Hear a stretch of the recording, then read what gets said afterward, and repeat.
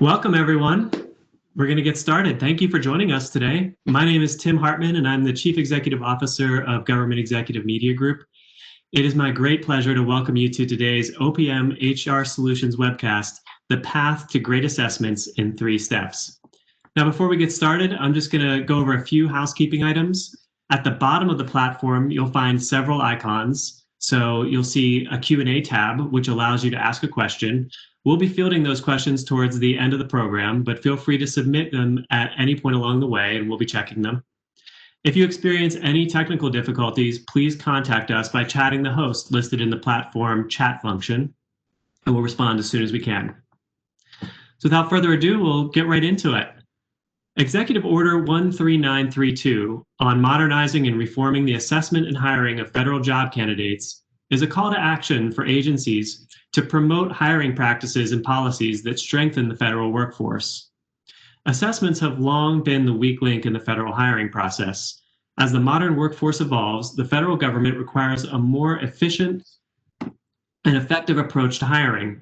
So integrating robust assessments into an agency's existing processes can save time and resources by helping identify higher quality candidates. So let's get started. To lead off our discussion, we have the Acting Director of the U.S. Office of Personnel Management, Michael Regas. Michael has more than 20 years of professional experience in the private, public, and nonprofit sectors with a record of improving organizational performance and streamlining operations. Prior to his current role, he served twice as an appointee at the General Services Administration, most recently as senior advisor and previously as associate administrator, where he worked to increase federal government contracting with women-owned, veteran-owned, and service-disabled veteran-owned small businesses. And he improved his department's scorecard from red to green. Michael, it's so great to talk to you again.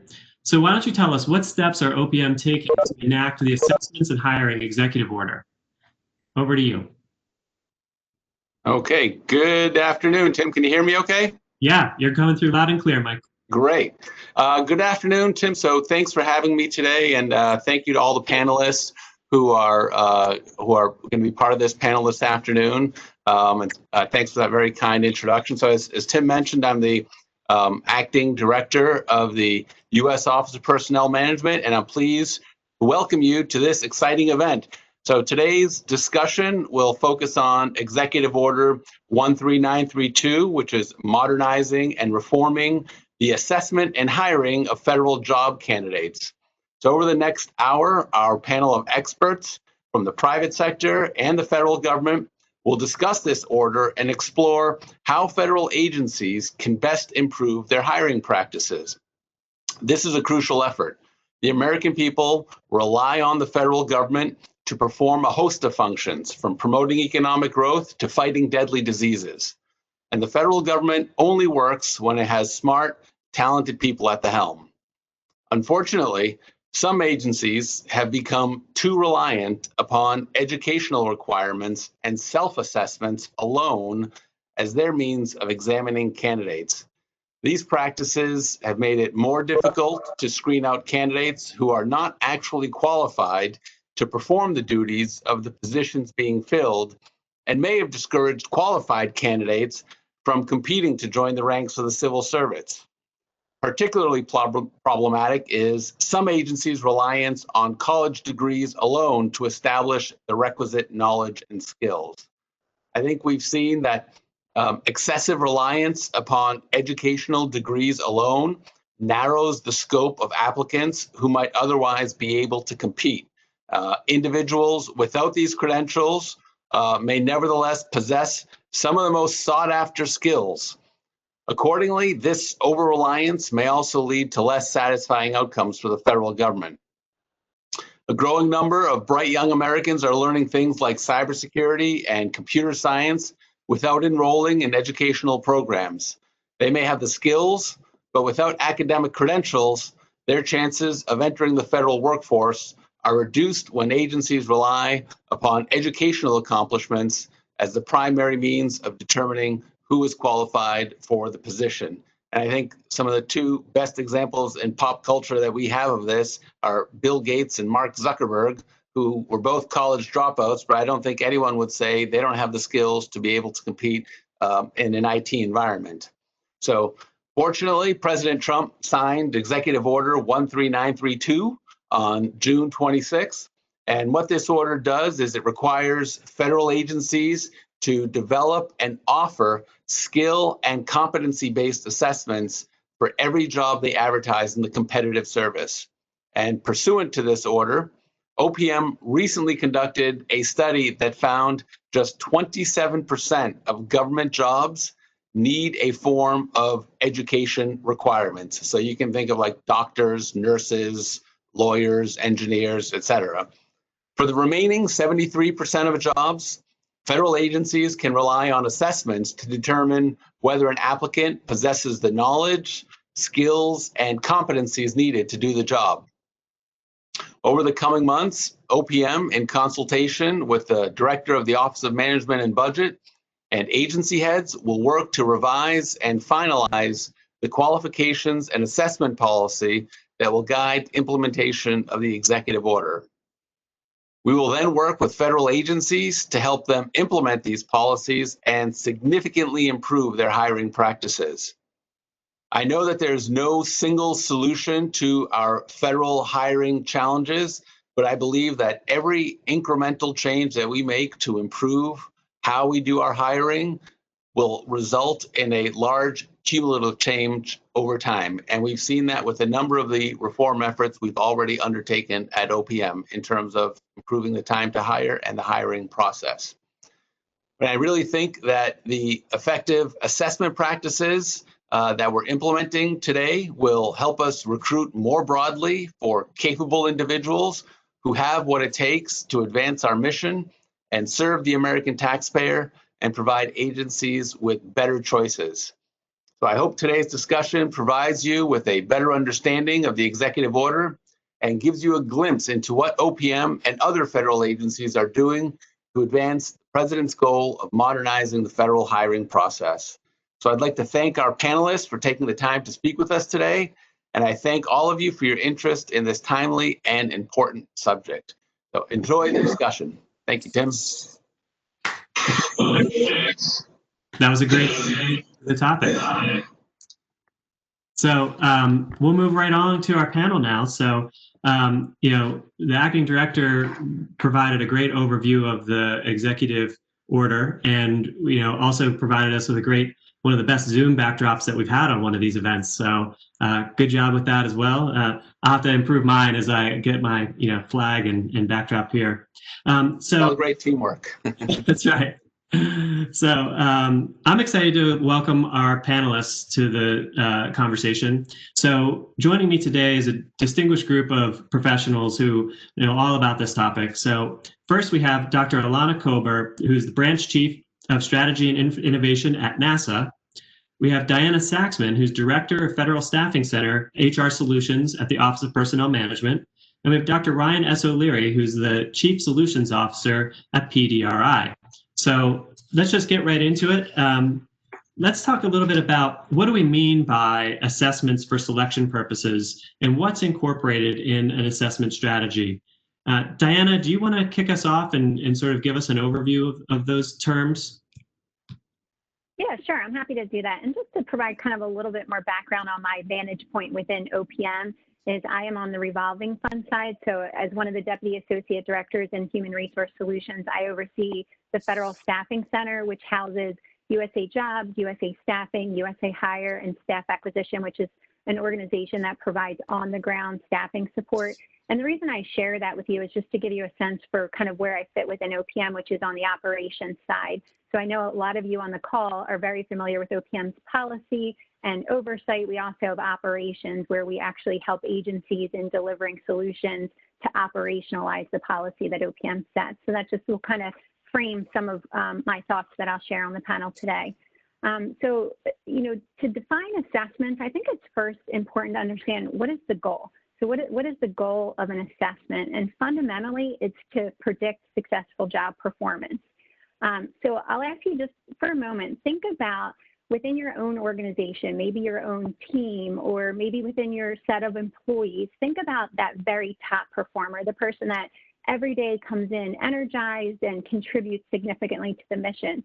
And then think about maybe that person in the organization that's struggling, that may not be in the right fit, isn't able to contribute in the same way. And in most organizations, that divide is pretty significant between your top performers and those that are struggling. The goal of assessment is to, through a standardized mechanism, evaluate applicants to determine who's going to be most likely to be at that outstanding high level within your organization. So that by applying assessments over time across occupations, across the enterprise, the goal is to shift the organization's performance to the right. So you have higher and higher performers that are able to meet your agency's mission. So that's kind of how I frame in my mind assessments. What assessments are not is gut judgment. So it's not just a hiring manager using some unstructured means of identifying the right person for their organization. It's truly a structured process that are linked to very specific job requirements and competencies required on the job. As far as strategy, so that's the assessment itself. Assessment strategy is really kind of looking at the organization or the occupation and determining what assessment or variety of assessments are critical to meet the hiring goals. So some of the factors that we take into consideration related to the strategy itself are things like, you know, what level of satisfaction has the hiring manager indicated in the past? What is the cost of a hiring error? So from a strategy standpoint, we see a lot of law enforcement agencies and the federal government investing heavily in assessments and have for a long time because the cost of a hiring error is high in law enforcement. It could be life or death. We look at things like the number and level of vacant positions. So, you know, to get a good ROI on your assessment, a good return on investment, you really want to look where you have clusters of occupations or series where you're hiring in a given year. Some of the other things that we look at from a strategy standpoint is resources available. So this is new to a lot of federal agencies, so really thinking up front about your budget.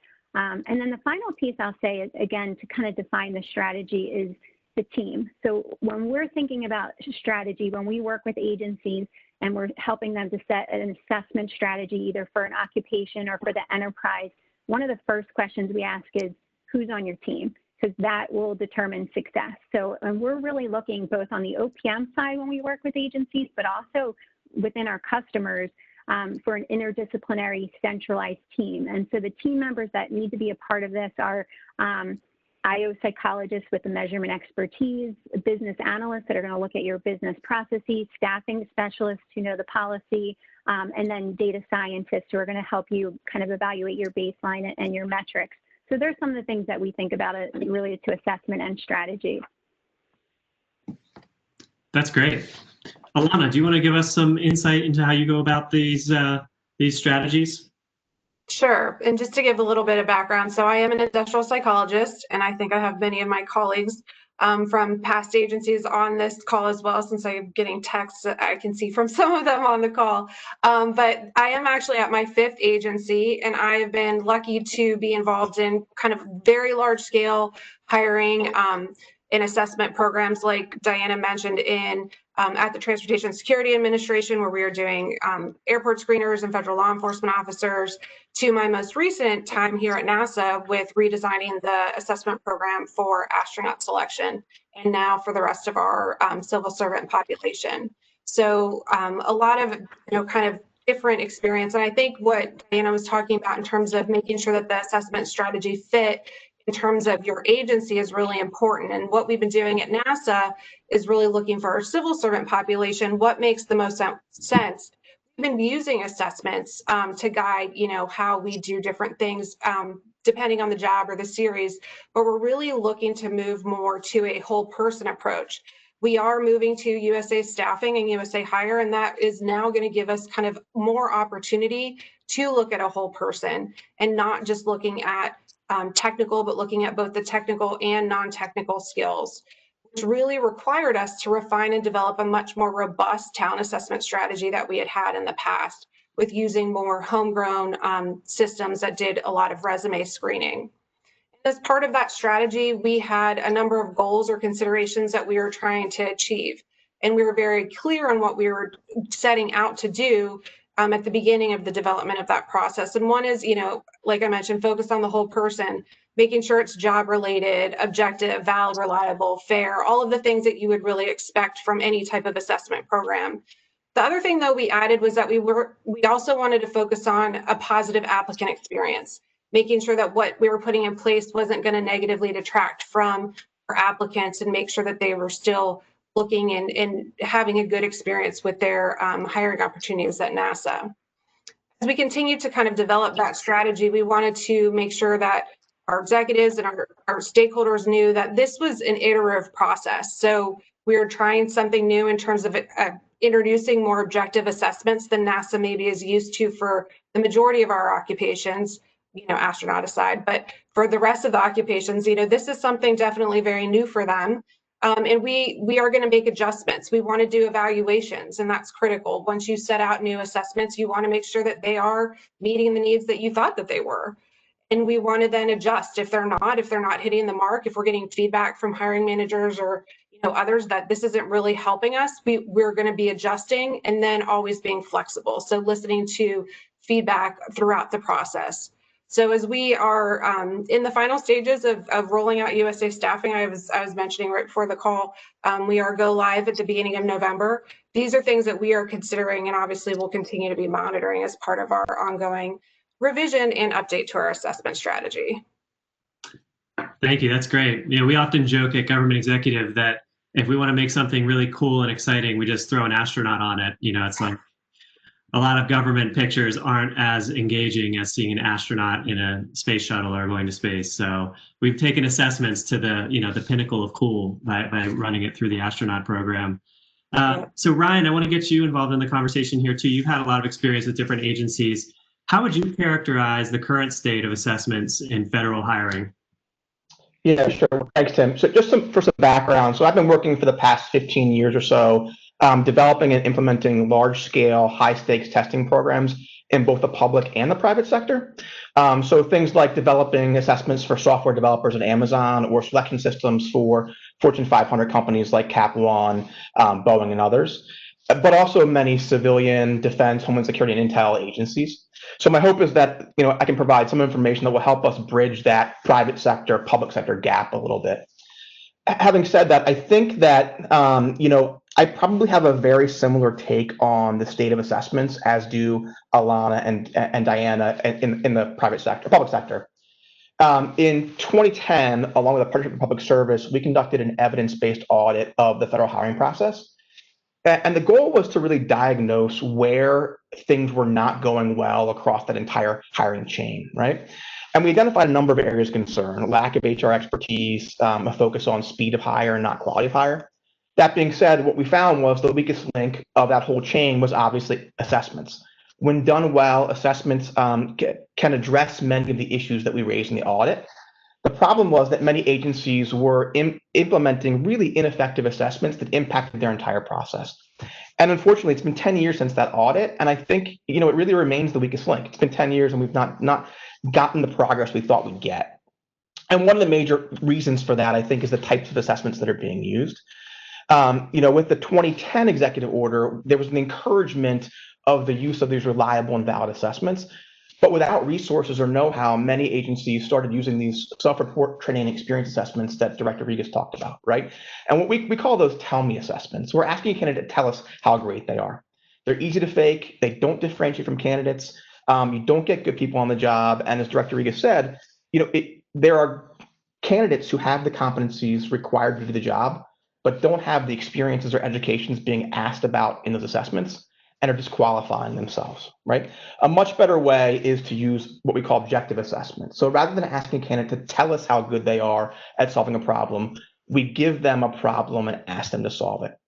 Now, with some exceptions, these types of assessments are largely not used in government today. And I think that's probably the baseline of our problem, right? There are pockets in government who do assessment well, and I mean really, really well. Director Regas mentioned the federal law enforcement, right? They're using, or I think Diana mentioned federal law enforcement. FAA is using it for air traffic controllers. The military has had robust testing programs for decades for selection and placement. Think about ASVAB. And I think probably Diana will talk about this a little bit later, but OPM has been developing a really wonderful program called USA Hire that provides agencies access to these reliable and valid objective assessments. If agencies can begin to use these objective assessments, they're going to go a long way to begin to improve their process. The last thing I'd say here, though, is that, it's easy to sit back and say what the government's doing wrong. And I think there's a perception that all of the best assessment work is being done in the private sector. And that's really not completely accurate. Many assessment innovations have come out of government and have been used by the private sector. So there's a two-way street going on here, right? Some of the most cutting-edge assessments of things like work styles and soft skills, cyber skills even, were developed from large-scale research programs in the military. So I think I'd say that where hiring is done right in government, it's doing very, very well. The problem is we're not doing it pervasively. Thank you. That's a great overview. Alana, how does that align or not align with what you're seeing in the agencies that you've worked with? Yeah, I think that aligns really well. And I mean, as a psychologist, I was actually really excited to see the executive order come out, especially when it did, as we were working on our comms plan for rolling out USA staffing, since it wasn't like, well, this will be really good for us, but it's also we need to do it. So that actually helps us give that, more oomph behind what we're really trying to set out to do. I do think that Ryan makes a great point. And, just saying, well, the private sector does or doesn't do it, and therefore we shouldn't. I think we need to focus on doing it well. It does take resources, it does take expertise to do it well, and support. So I do think the government can do it well, and the executive order, I think, is a really good step to help put the right focus and hopefully funding behind it to help agencies take it to the next step. Diana, do you have anything to add on this? Sure, I'll just add a few things, really building on what Ryan and Alana shared. Ryan stated that it's been 10 years since they've done that study. And really, in my reflection, when you ask about kind of how do we characterize the current state of assessments, I would say it's trending in the right direction. We're absolutely not there. We have ways to go, but we are making progress every year. So I'll just give you an example, since Ryan mentioned 10 years. We actually stood up USA Hire about 10 years ago in 2011. That year, we had a total of 18 job opportunity announcements on USA Jobs that leveraged USA Hire, and we had 15,000 applicants that actually took the test. Last year, prior to COVID, we had almost 10,000 job opportunity announcements that leveraged USA Hire, and we had over 500,000 applicants take our test. So we are seeing progress. At the same time, though, when we look across all of the job opportunity announcements on USA Jobs, we know that about 95% of them are fully dependent on the Occupational Questionnaire, which is a self-report measure, as Ryan said, and Ryan said, it doesn't give you that dispersion of scores. So the challenge with the Occupational Questionnaire is it does a nice job actually of kind of taking out the people that absolutely could not do the job, that don't have the basic skills. What it's not as efficient at is actually kind of helping to identify your top candidates. And so you end up having a lot of applicants with scores of 90 and above. So, that's the reason we're moving away from the Occupational Questionnaire, and we're still heavily dependent on that as our primary assessment tool in government. But again, trending in the positive direction. And I have no doubt that this executive order is exactly what we needed to kind of put wind in our sails and really gain some momentum. The only thing I will say is over those 10 years, we've learned a lot. We've partnered with PDRI and many federal agencies, and we are at a point now where we're ready to scale. We have capabilities that we're ready to really scale across federal agencies and occupations because of lessons learned over the years. And Ryan, what opportunities, as you look ahead, what are the opportunities for change or catalysts for change going forward? Yeah, so when I look at what I see as the catalyst for change, I think there are several of them.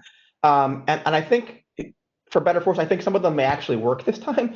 And I say that maybe with a little bit more gusto than I need to, but I think we may actually have some traction here at this point, right? So, over the years, there have been a lot of attempts to reform federal hiring. And Alana mentioned the last decade, we've had 2 executive orders, one from each party, that have addressed this issue head on. That 2010 executive order recommended reliable and valid assessments. The most recent order, I think, takes that a step further, right, and actually prescribes their use. And I don't think anyone really debates the value of assessments. And so I think regardless of the results of the election, the EO is going to have some teeth. I think it's going to be really a forcing function that's going to drive change this time. And we're seeing it, Peter, we're seeing a real uptick in the number of agencies reaching out to us, asking about how they can use reliable and valid assessments in their hiring processes. How do they get those integrated so they can decrease time to hire, increase quality of hire, and other metrics, right? My hope is that translates into actual usage and fundamental change. Unfortunately, I think another catalyst is going to be the budget environment we're heading into right now. When budgets are tight, making the right hire becomes even more important. You just can't afford to make a bad hire. And so objective assessments are going to help you avoid this.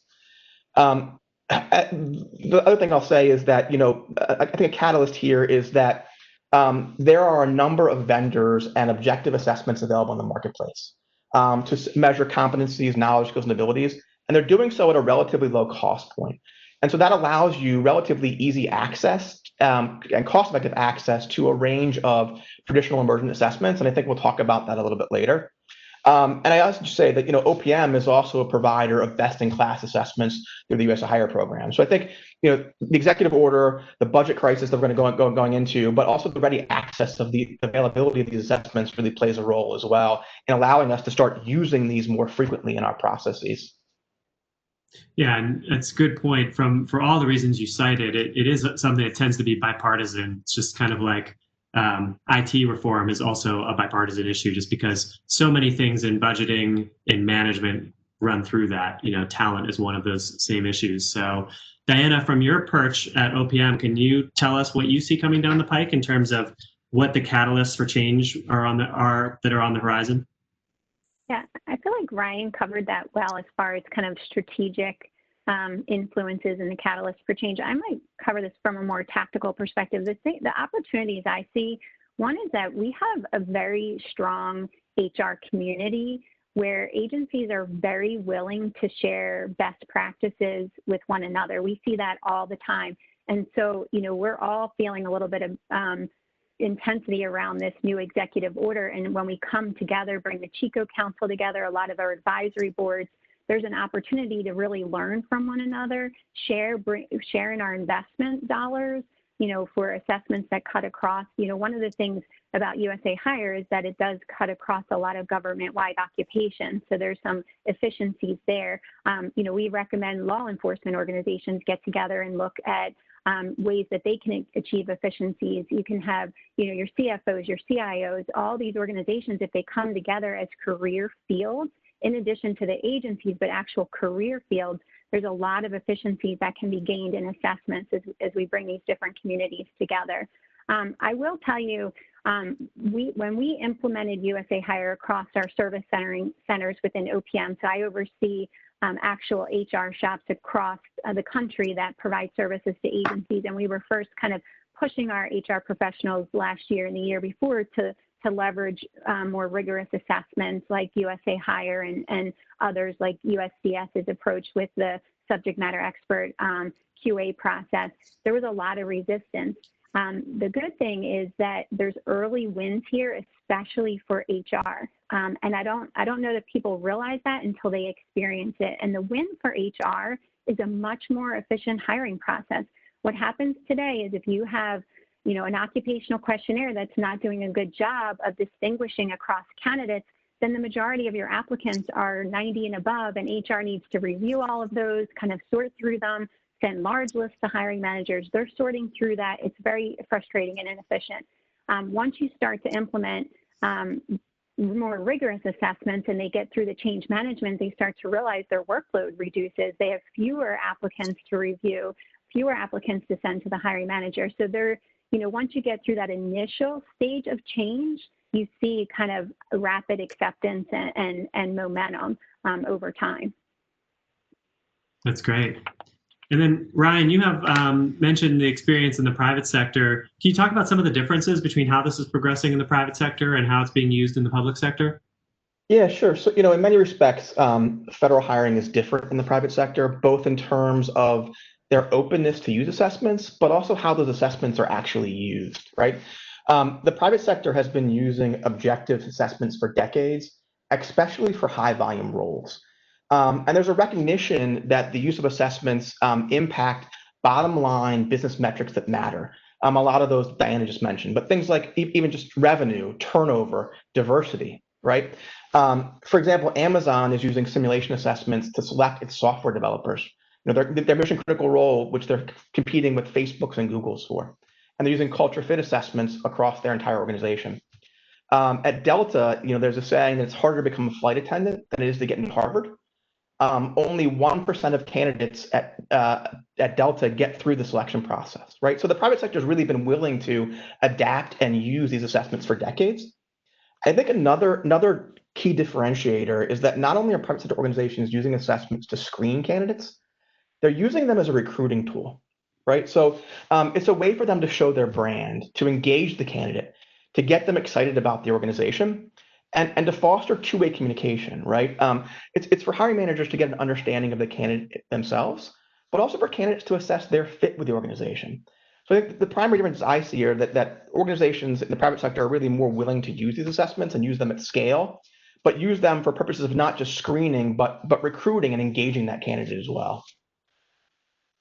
That's great. That's so interesting, the flight attendant statistic. I'm going to remember that. And back when we go back to parties, I'll be able to use that. So I want to talk a little bit about how we engage and enable key stakeholders in the hiring process. Alana, I'd like to come to you. What steps can agencies take to engage and enable the key stakeholders in developing an assessment strategy? So we tend to like to start with a story, right? We like to tell our stakeholders compelling stories about, often based on data, especially, engineers, that will resonate well with them, to highlight the problem and then work to gain buy-in for that solution. We really use that story to tell why we need the assessment strategy and how it's going to impact their mission and their workforce. Then, if possible, give them proof of concept. So if you can do a pilot, do it. It really hearing firsthand from those who have already either experienced it or gone through it is really important. We didn't really plan on our astronaut population being our pilot. We really wanted to have actually a civil servant pilot and then use it with our astronauts. But for various factors, that's not what happened. So our astronaut pool was actually our pilot with using USA Staffing and USA Hire. And as you can imagine, and I've seen this across all the agencies I've worked in, at first there's some resistance. Well, why do we need objective assessments? Why do we need some algorithm telling us who is the right person that we should be selecting? I think there may have even been a comment, we have an algorithm crushing children's dreams that they're not going to be an astronaut because now they have to go through these assessments.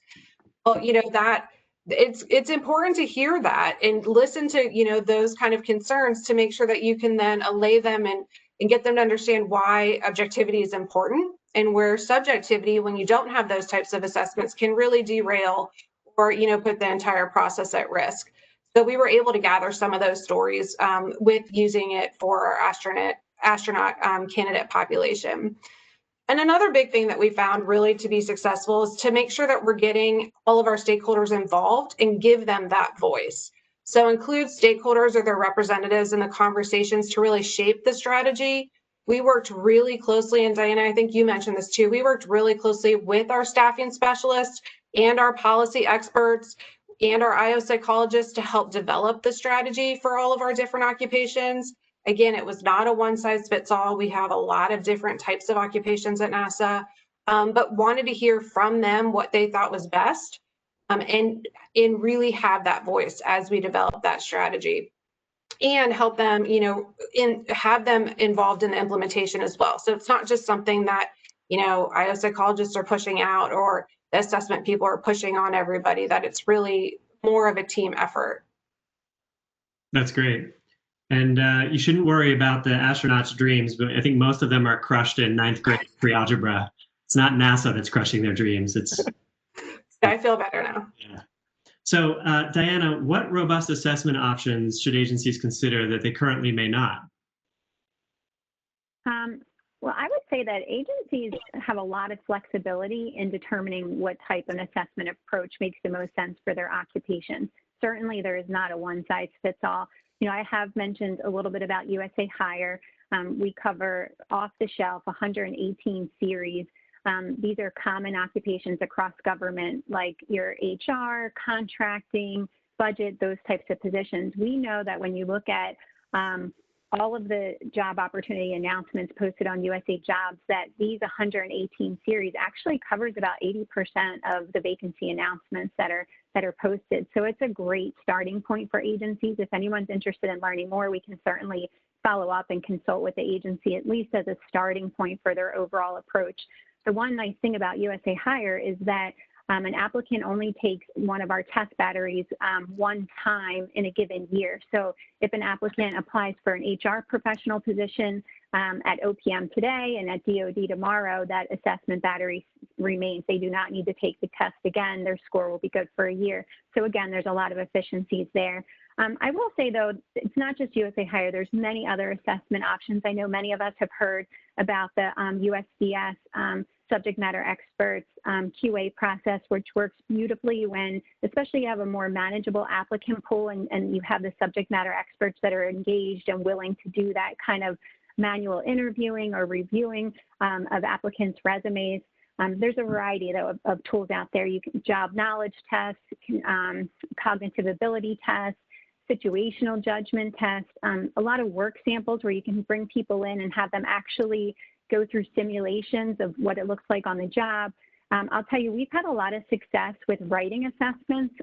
Within the Federal Staffing Center, the organization I lead, we have a multiple hurdle assessment approach, and we've had this in place for many years, and it's worked beautifully. And we have found over time that the writing sample really does differentiate candidates, and we see that when they come on board and their performance level. What happens to a lot of us is applicants may look really good on paper when you look at their resume, or they have that specialized experience or education, as the acting director explained. But then when you actually apply the assessments, that's really when you get a sense for their competencies, for their teamwork, their critical thinking, their ability to write, all of those things that are so important to kind of their long-term time with us as an organization.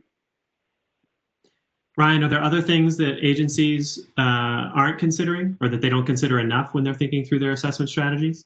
Yeah, I think there's a couple of things I'll highlight, and I'll talk about this both from the private sector lens, right, from our work there. But every other year or so, we also do a global trends report where we survey over 3,000 HR managers about their testing practices and their current and planned uses of assessments. And the first is that, and Alana mentioned this, private sector organizations are taking a whole person approach, right? They're assessing a full range of competencies, KSAs, and they're not relying on education experience. And they're using a range of measures, just like Diana just talked about, right? Computer adaptive measures of cognitive ability, computer adaptive measures of work styles, judgment assessments, cyber simulations, and so forth. The second thing I'll say is that there's been a real movement in the field to focus on candidate-centric assessment experiences, right? So we're doing this through the use of fast, engaging, and mobile testing experiences. We have survey results that suggest that candidates across all job levels really prefer assessments that take between 10 and 30 minutes to complete and really no more, right? So our programs are working to meet candidate expectations and driving down testing time while ensuring reliable and valid assessment. The third thing is that the field is moving towards the more use of big data and machine learning in assessments. And we're doing this in a couple of ways. So we're leveraging all the data we can collect from assessments to optimize prediction and work to remove biases, and also shorten that testing experience. And we're also developing emerging testing tools. And Diana mentioned a great one, right? So whenever I go into a meeting, I think the first thing I hear from hiring managers is that my candidates can't write.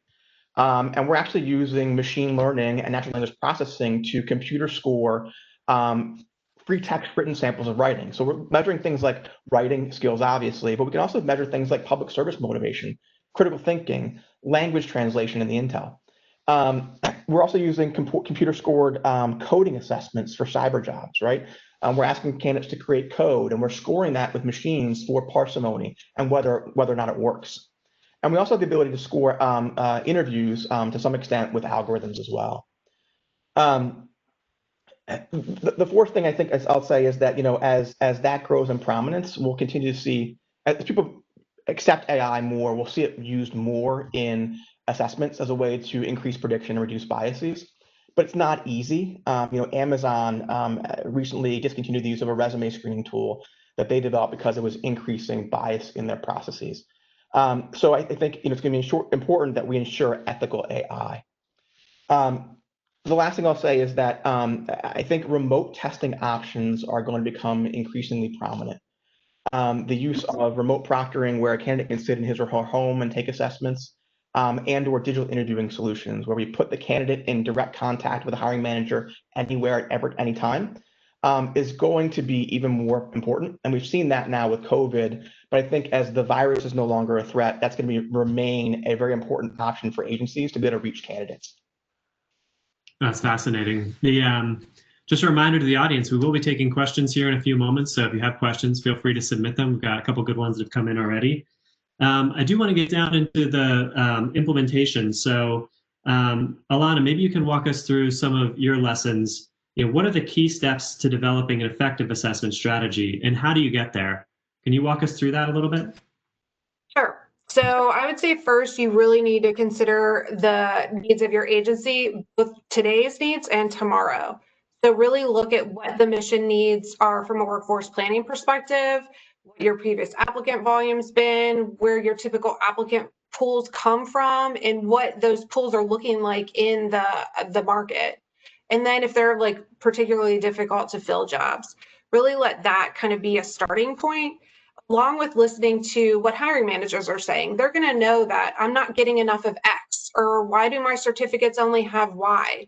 Or can maybe you help me get someone with more Z? It would be great if we had X, Y, and Z. So really, they're going to know, when the rubber meets the road, whether or not your assessment strategy is delivering what they're looking for. With our current processes, we definitely were hearing that we were not getting hiring managers were not able to screen enough on emerging skills. So that was something that we really wanted to make sure we were going to allow for and have enough input from those hiring managers in our new process. Another important consideration, though, is also the financial and personnel resources that are required to implement and support the strategy.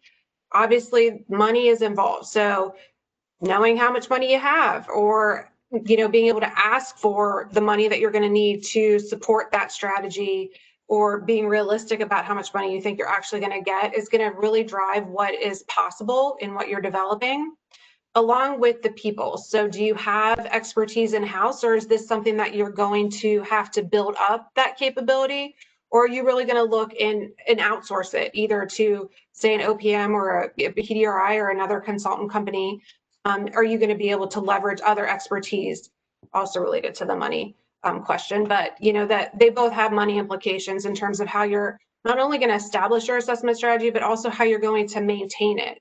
So really, if you're going to kind of build, buy, or borrow the personnel, and also the assessments is going to drive a lot of your implementation costs and your ongoing personnel and assessment related costs. And all good assessment starts with a job analysis. You have one? I mean, does it need to be updated? That's really critical as you're getting started, because that will definitely add time to the process as you're looking to roll it out. And I guess I would say, can't plan enough for this. So planning, and then some more planning. Identifying the strategy is probably the easiest part of all of this. You can look at all those things and get it down on paper. Really, implementation is where it all comes together, and making sure that you have the right teams in place to really implement is probably the hardest part. That's great. Diana, do you have anything to add in terms of ways to approach it? Anna handled that beautifully. The only thing I would add is that plan for some missteps. There are times where you may find out the assessment wasn't quite right. It didn't cover the full competencies. You didn't focus enough on technical. That's all okay. And the idea is how to improve over time. So it's unlikely that with every assessment that we implement, we're going to get it exactly right every time. So I think this idea of kind of evaluating and refining in real time and adjusting as you get feedback is key, and really recognizing whether if you're not getting the results you're looking for on the hiring side, is it because of an assessment or even recruitment? So we have to go back and really look at our recruitment strategy. So I think that's the key piece, is just constantly evaluating how things are working and be willing to make refinements and to try new things, take some risks, and understanding, informed risk, but, trying new things and being willing to kind of refine as you go. And Diana, what are some of the common challenges you think people will face as they try to implement and sustain this effective assessment strategy? Expertise. In my experience working across the board with federal agencies, I'll see organizations that will have hundreds of HR professionals, many policy leaders. I don't necessarily see the IO psychologist, and that measurement expertise is critical as you start getting to more sophisticated assessments. So today, when we're using an occupational questionnaire, HR professionals are able to build those questionnaires very efficiently, and they do add value. As we move towards these more robust assessments, it really does require deep measurement expertise, not just to build the assessments, but to defend them over time. So I would say, for me, if I was being asked to implement this new within an agency, the very first thing I would do is either, as Alana said, buy that expertise, bring that expertise in over time, so I have a more interdisciplinary team. Data scientists are also a key piece of this, because we have more and more data that's available to us. We're going to need to analyze this data, and that will inform our assessment strategies over time. So that's also another critical skill set to consider when implementing these assessments. And I do think that's going to be a challenge for agencies until they get those requisite expertise on board. That's great. I think we'll start taking some of the questions from the audience just as we're getting close to the end of time here. But if you guys didn't notice this in the audience, we have two panelists who have PhDs, and this question is for them first. So Dr. Alana and Dr. Ryan, has data been collected to show that additional assessments result in a better pool of candidates, or does it just reflect in a reduction of candidates that are referred to the selecting official? So does it increase the pool, or does it just help winnow the pool down? Alana, you want to get us started? Sure. I mean, I would say the goal of any assessment program is obviously to be able to show that it is related to job performance and increased job performance. So that would be the goal, is to try and have that type of criteria related validity data that would be able to show that. A lot of times you do see a reduction in the candidate pool, which has a important ROI too. I mean, Diana mentioned, the time that's spent from a manual labor perspective and having to review applicants when you don't have any other assessments to go on, it can be considerable. So that is an improvement in terms of the efficiency of the hiring process. But from an actual validation perspective, yes, data needs to be collected. And I know that there's a lot of data that's been collected from what is available in the USA Higher Standard assessments and in many custom batteries. Obviously the goal is to have data to support them. Ryan, do you have anything to add? Yeah, just two pieces. So Alana said, we're sitting on decades of data that suggests that the types of tests we're talking about are predictive of job performance. And so, we want to locally validate those things, but we also have decades of information that suggests that the things we're implementing do indeed predict better performance on the job. But we're also looking at other things aside from the psychometric properties of the tests. And I think they have to go hand in hand, right? So we're looking at things like diversity.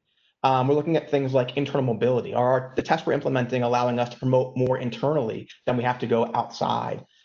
Is it helping us with productivity, our brand strength, our process efficiencies?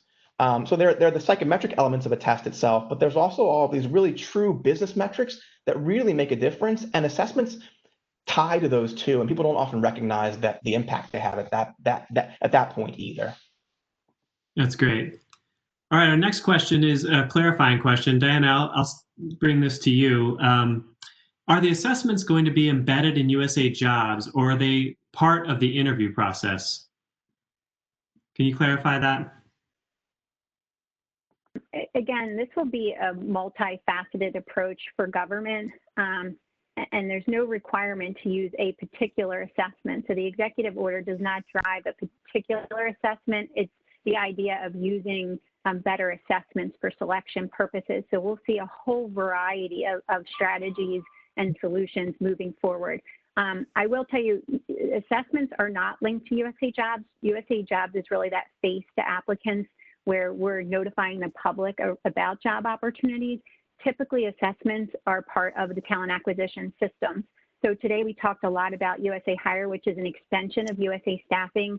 Those two systems are closely interconnected. So they're ready to go for agencies that are using USA Staffing, but there's other talent acquisition systems that also have assessment options available. So we're going to see a variety of different solutions popping up. It's not any one that's being mandated.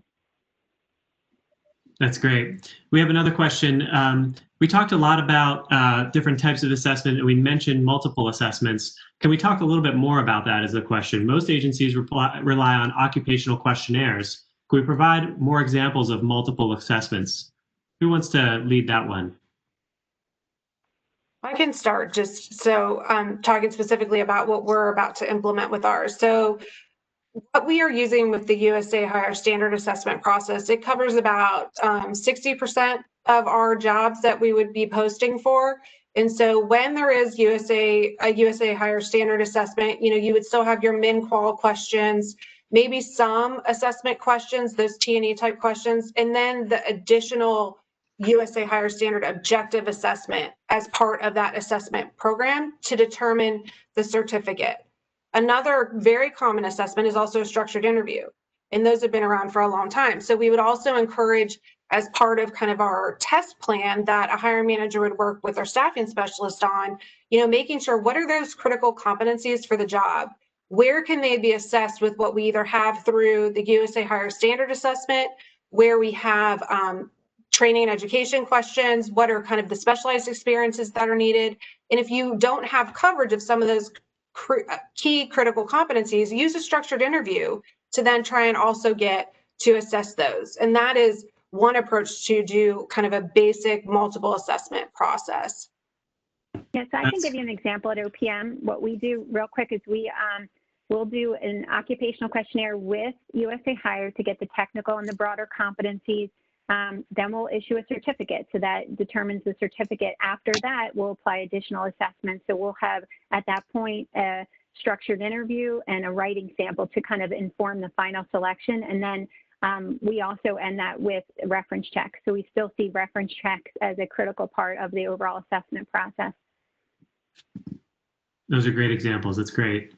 So Ryan, back to you. What role do metrics play in evaluating the effectiveness of the assessment itself? Yes, we kind of touched on this a little bit, right? So I think when we talk about metrics as it relates to assessments, we're focusing on two things: the psychometric properties of the tests themselves and the outcomes they produce. For the assessments themselves, we're looking to make sure that they're reliable and they're valid, and they also mitigate adverse impact. And we've got a number of ways to show that they're valid for predicting job performance, but we need to show that they're measuring competencies required for the job and that they predict how well someone will do, right? The better I do on the test, the better I should do on the job. And there are a lot of professional and legal guidelines that prescribe all of this. And so there are not real differences between the public and the private sector when it comes to psychometrics of the assessment. The other metrics we're looking at, though, are these business outcomes: brand strength, quality of hire, productivity, time to hire, diversity, manager engagement, candidate satisfaction, and their net promoter scores. We're looking at all that data to evaluate how well our processes are doing as well. And we get some really fantastic results. I think even the Hire program is looking at really wonderful things. We're seeing things like in DoD, 67% of hiring managers are indicating high quality candidates are being referred. We're have process efficiencies where we're reducing the number of applicants in DB screen by 55%. That's an enormous cost and time savings. And the candidate experience scores are through the roof. They're 94%, 98% in candidate satisfaction. So we're looking at all that data to make sure the tests are predicting job performance, but also they're having an impact on the overall process as well as org performance.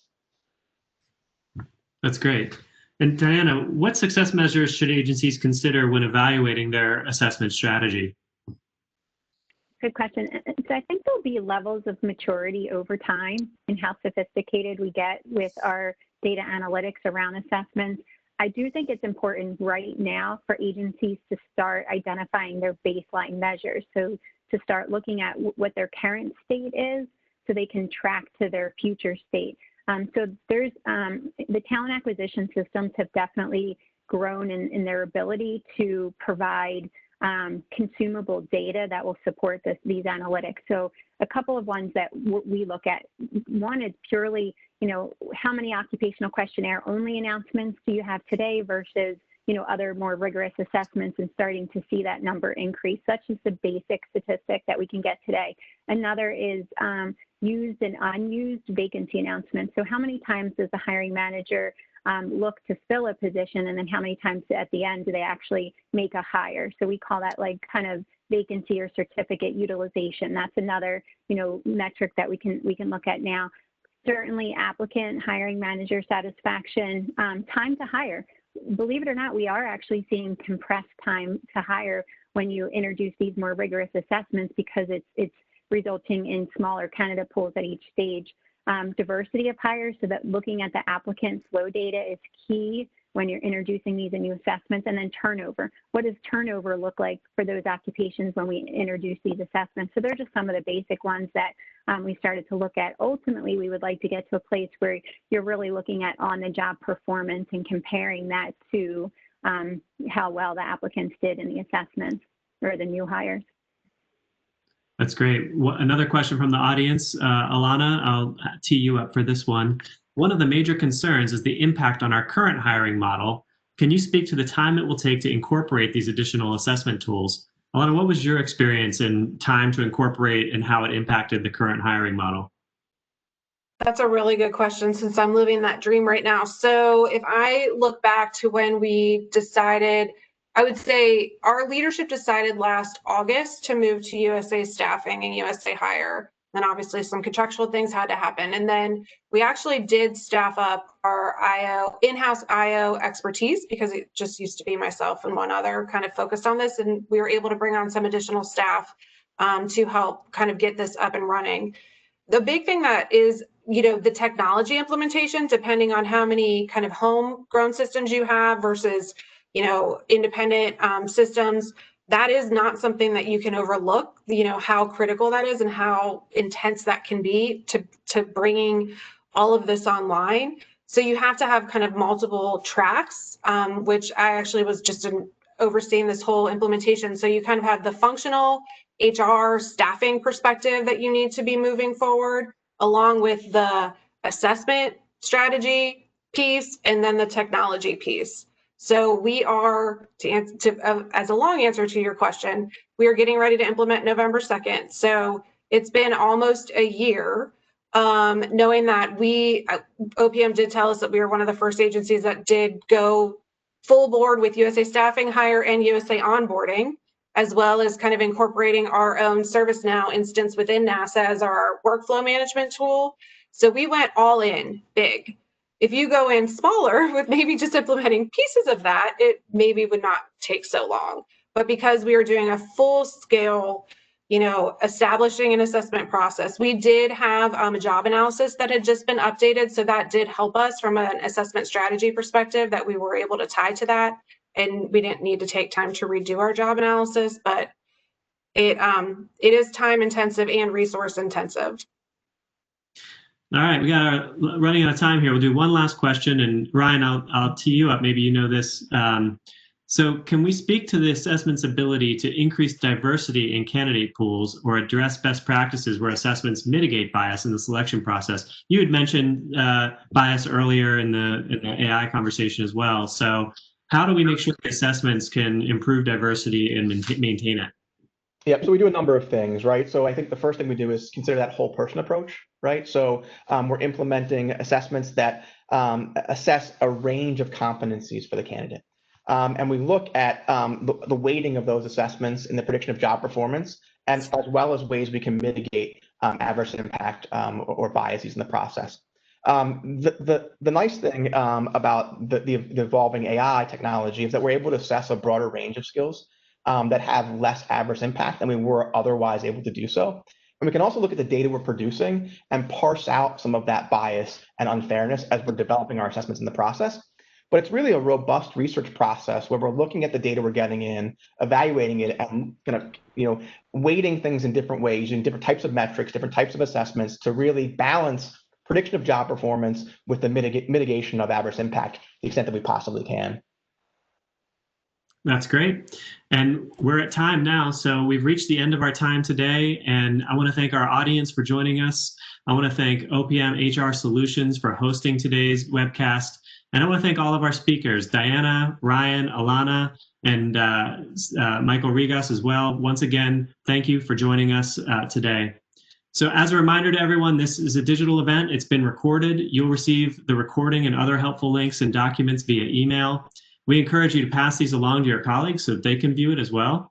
And I also want to mention that OPM will host a virtual industry day on best practices for modernizing assessments on October 29th. Morning sessions will focus on the private sector, which is sharing what's possible, seeing where agencies can go, and learning best practices. Afternoon sessions will focus on the public sector, sharing what's already happening, discussing guidelines for what agencies can do and where they can go. So as always, we thank you for joining us today, and we hope you have a wonderful day.